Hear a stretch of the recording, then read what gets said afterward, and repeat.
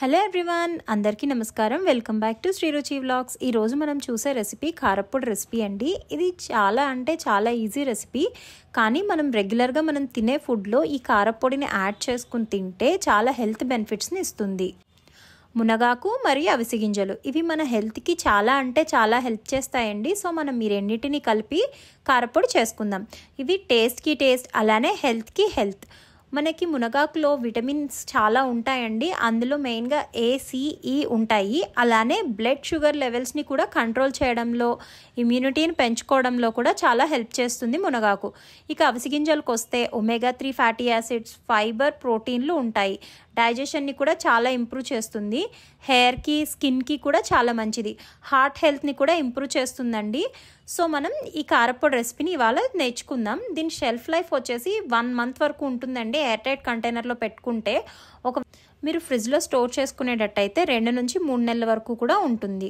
ఇప్పుడు recipe start చేద్దామండి. నేను ముందుగా మునగాకుని 2 కప్పుల మునగాకు ఇది శుభ్రంగా కడిగి ఎండబెట్టుకున్న తర్వాత ఇలా 1 కప్పు అయింది. దీంట్లో కాడలు, ఈనలు ఏమీ లేకుండా చూసుకోండి.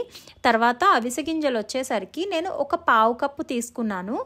1 పావు కప్పు అవిసె గింజలు, తర్వాత 2 టేబుల్ స్పూన్ల శనగపప్పు, 1 టేబుల్ స్పూన్ ధనియాలు, 1/2 టేబుల్ స్పూన్ జీలకర్ర, అలానే ఎండుమిర్చి వచ్చేసరికి మీ కారానికి సరిపడా తీసుకోవచ్చండి. నేనైతే 10 తీసుకున్నాను.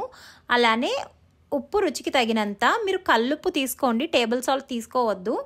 అలానే నిమ్మకాయ సైజ్ అంతా చింతపండు, చిన్న నిమ్మకాయ సైజ్ అంతా సరిపోతుంది. ఇప్పుడు మనం ముందుగా ఒక ప్యాన్ తీసుకుని మనం తీసుకున్నటువంటి పప్పులన్నిటిని వేయించుకోవాలండి. అన్నీ ఒకేసారి వేయించేసుకోవచ్చు, ఏం ప్రాబ్లం కాదు. లో ఫ్లేమ్లో పెట్టి వేయించుకోవాలి. శనగపప్పు, అవిసె గింజలు, ధనియాలు, జీలకర్ర, ఎండుమిర్చి ఇవన్నీ బాగా వేగాలండి. శనగపప్పు కలర్ మారేంత వరకు ఫ్రై చేసుకోవాలి. అవిసె గింజలు టప్ టప్ మంటూ ఉంటాయి, అలా వేగితే సరిపోతుంది. ఇవన్నీ వేగిన తర్వాత ఇందులోనే మనం తీసుకున్నటువంటి ఎండుమిర్చి, నిమ్మకాయ సైజ్ అంతా చింతపండు, అలానే రుచికి తగినంత ఉప్పు వేసి బాగా వేయించుకోవాలండి. ఉప్పు ఇందులోనే వేసి వేయించుకోవాలి, ఎందుకంటే మనం తర్వాత సాల్ట్ యాడ్ చేసినట్టయితే ఉప్పులో కొంచెం వాటర్ కంటెంట్ ఉంటుంది కదా, దానివల్ల కారప్పొడి చెడిపోయే ఛాన్స్ ఉంటుంది. సో ఉప్పు కూడా కాస్తంత వేయించుకోండి, లేదంటే కాసేపు ఎండలో పెట్టుకున్నా సరిపోతుంది. ఇలా బాగా వేగిన తర్వాత మనం వీటిని అన్నిటినీ కూడా ఒక ప్లేట్లోకి తీసుకుని చల్లారి పెట్టుకోవాలండి. స్టవ్ ఆఫ్ చేసాం కదా, సో ఆ హీట్గున్న ప్యాన్లోనే కాస్తంత వేయించండి మునగాకును కూడా. అంటే కొంచెం పచ్చి టేస్ట్ లేకుండా ఉంటుంది ఇలా ఫ్రై చేసుకుంటే. జస్ట్ ఇలా క్రిస్ప్ అయ్యేంత వరకు ఫ్రై చేసుకుంటే సరిపోతుంది. తర్వాత మనం ఇందాక చల్లారి పెట్టుకున్న పప్పులు ఉన్నాయి కదా, ఆ పప్పుల్లోకే మనం ఈ వేయించినటువంటి మునగాకును కూడా వేసి గ్రైండ్ చేసుకుంటే సరిపోతుందండి. మనం మునగాకులో ఈనలు, చిన్న చిన్న కాడలు ఏమైనా ఉంటే ఇక్కడ ప్రాబ్లం అవుతుందండి, మిక్సీలో సరిగ్గా నలగదు.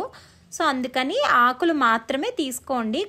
ఇప్పుడు వీటిని అన్నిటిని మిక్సర్ జార్లో వేసుకోవాలండి. పప్పులు అన్నీ చల్లారిపోవాలి, వేడిగా ఉంటే మిక్సర్ పాడవుతుంది, అలానే సరిగ్గా నలగవు. ఇలా అన్నీ ఒక మిక్సర్ జార్లోకి వేసుకుని మెత్తటి పొడిలా గ్రైండ్ చేసుకోవాలండి. ఇలా గ్రైండ్ చేసేటప్పుడు ఒకవేళ కాడలు ఏమైనా ఉంటే పడతా ఉంటాయి మిక్సర్ జార్కి, సో అందుకని ఓన్లీ ఆకులు మాత్రమే తీసుకోండి. కాడలు ఉంటే టేస్ట్ కూడా అంత బాగోదు. ఇప్పుడు ఇందులోకి ఒక చిటికెడంత పసుపు వేసుకున్నాను. పసుపు లేకుండా ఏది తినకూడదని మన పెద్దవాళ్ళు చెప్తూ ఉంటారు కదా, అందుకని చిటికెడంత పసుపు వేసి పొడిని బాగా కలుపుకుని ఒక ఎయిర్ టైట్ కంటైనర్లో స్టోర్ చేసుకోవాలండి. ఈ కారప్పొడిని మీరు అన్నంతో కానీ, ఇడ్లీ, దోశ, ఉప్మాలో కాస్త నెయ్యి వేసుకుని తింటే రుచి చాలా బాగుంటుంది. అంతేకాదండి, మనం ఏదైనా ఫ్రైలు చేసినప్పుడు, బీరకాయ, సొరకాయ అలా ఏదైనా ఫ్రై చేసినప్పుడు కాస్త పొడిని, 1 స్పూన్ పొడిని జల్లుకుంటే టేస్ట్ చాలా బాగుంటుంది. తప్పకుండా ట్రై చేయండి ఈ కారప్పొడిని. హెల్త్ బెనిఫిట్స్ చాలా ఉంటాయి. మీ కనుక ఈ వీడియో నచ్చినట్టయితే లైక్ చేయండి, కామెంట్ చేయండి, షేర్ చేయండి.